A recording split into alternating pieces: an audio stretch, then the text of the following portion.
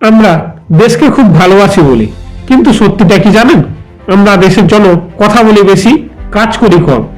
26শে জানুয়ারি শুধু একটা তারিখ নয়, এই দিনটা একটা প্রশ্ন ছুড়ে দেয়, তুমি শুধু ভারতীয় না দায়িত্বশীল ভারতীয়।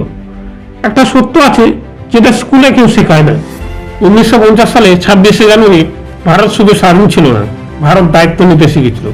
সেই দিন থেকে দেশ চালানোর ক্ষমতা বিদেশিদের হাতে নয়, আমাদের হাতে। এই স্বাধীনতা বিনামূল্যে আসেনি। কেউ ফাঁসিতে দাঁড়িয়ে হাসছিল, কেউ কারাগারে অন্ধকারে লড়ছিল, কেউ গুলি বুকে নিয়ে বলেছিল দেশ আগে। আর আজ আমরা সেই স্বাধীনতাকে ফ্রি জিনিসের মতো ব্যবহার করি। এই ঋণ কি কখনো শোধ হবে না?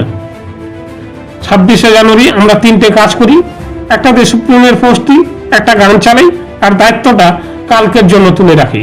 দেশপ্রেম যদি শুধু পোস্টের শেষ হয়, তাহলে দেশের ভবিষ্যৎ পোস্টেই আটকে থাকবে।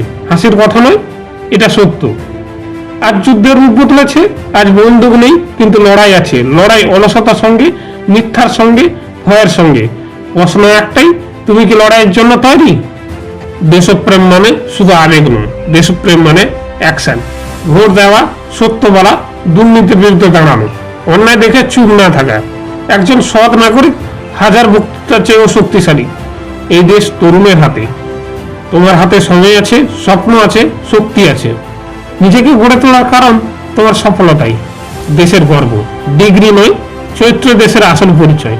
আর 26শে জানুয়ারি একটা প্রতিজ্ঞা নয়, আমি অলস থাকবো না, আমি ভয় পাবো না, আমি দায়িত্ব এড়িয়ে যাব না। কারণ দেশ আগে, আমি পরে। আমি ভারতীয়, আমি দায়িত্বশীল। জয় হিন্দ, জয় ভারত।